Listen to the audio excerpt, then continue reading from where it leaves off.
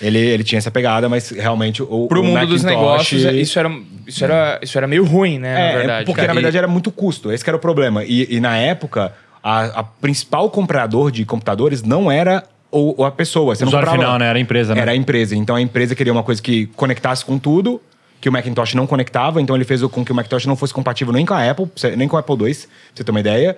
E muito menos com os softwares da IBM. E foi aí que começa a história dele com o Bill Gates, inclusive. Porque o Bill Gates ele começou a produzir software para o Macintosh e para o Apple II. E ele tinha um contrato de exclusividade com o Macintosh durante um tempo. Olha que curiosidade. O Office foi criado para o Macintosh. Porque ele falou, ó, você vai ter aqui o Word, a pessoa vai poder digitar, vai aparecer, vai poder clicar e tal.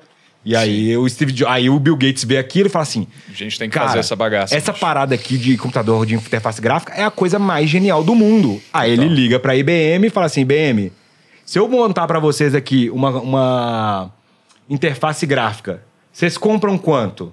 Falou assim, não, a gente coloca em todos os computadores. Ele fala assim, você me pagaria, eu não lembro qual que é o valor, mas papo assim de $10 por licença? Pago, tudo bem. E a IBM falou assim, não, vai ser de graça, né? Porque a gente tá vendendo um computador por 200 e ele tá pegando ali o $10. Só que, cara, mal sabiam ele que eventualmente esse negócio ia virar literalmente o produto mais vendido da humanidade, né? O Office.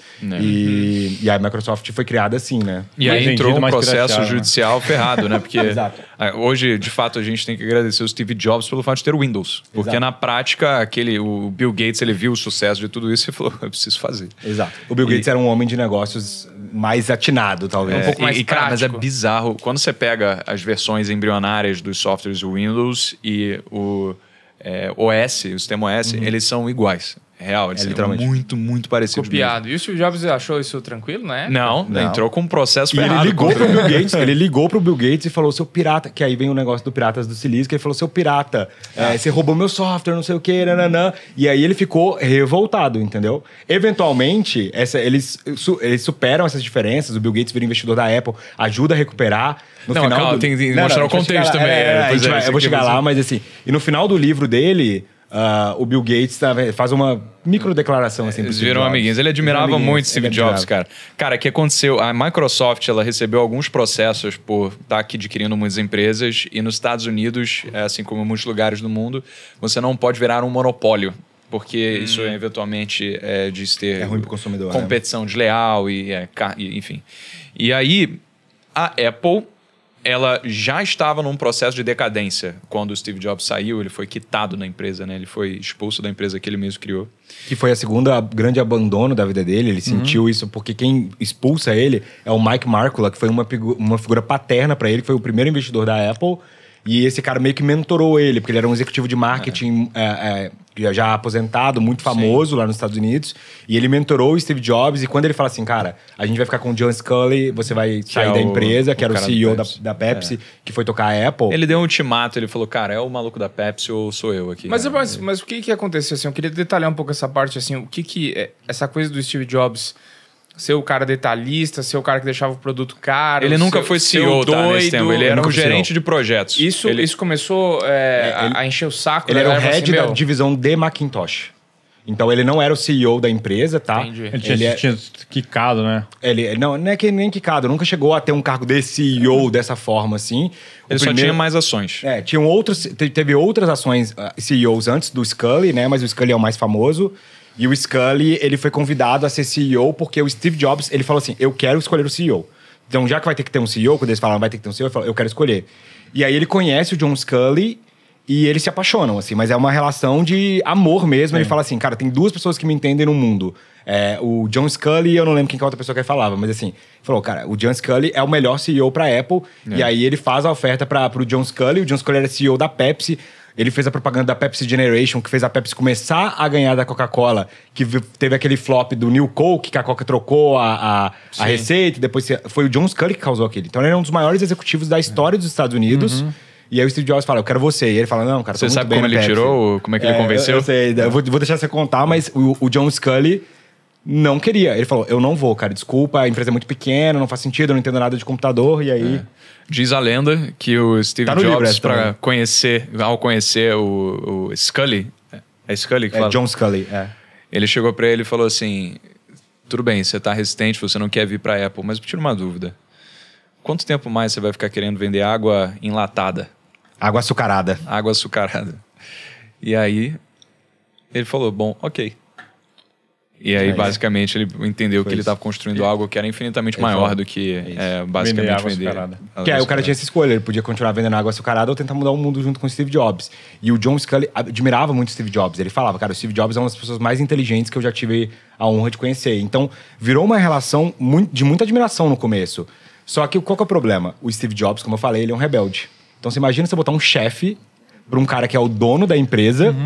E aí o John Sculley, em vários momentos, ele tinha dificuldade de controlar o Steve Jobs. Que o Steve Jobs chegava lá pra equipe do Apple II e falava, o produto de vocês é uma merda, vocês são péssimos.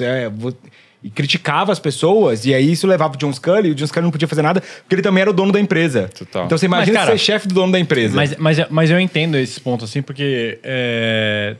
tem que ter um cara que vai olhar pro negócio, tem um cara que tem que ser o genial que vai despontar o negócio, e um tem que segurar o outro, não tem jeito. É tipo... Exatamente.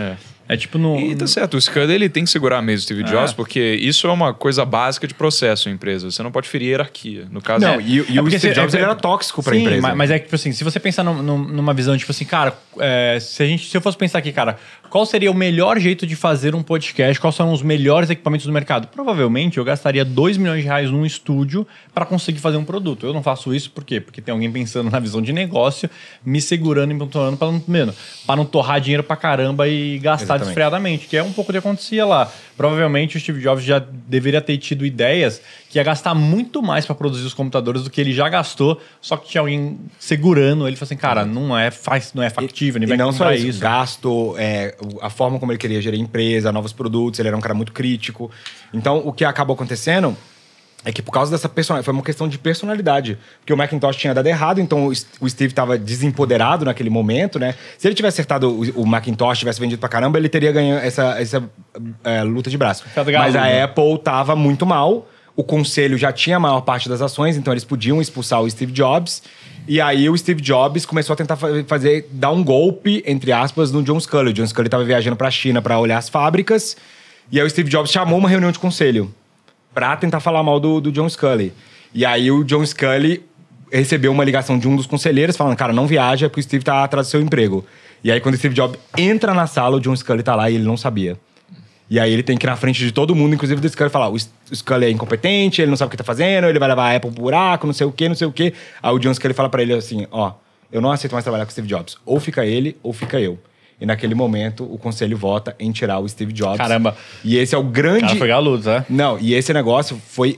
Pro Steve Jobs, foi a melhor coisa que aconteceu pra ele. Naquele momento, ele se sentiu rejeitado. Imagina um cara que foi abandonado pela família dele se sentir rejeitado daquela forma. Para aquelas pessoas que ele considerava... Ele escolheu a dedo as pessoas que estariam no conselho dele.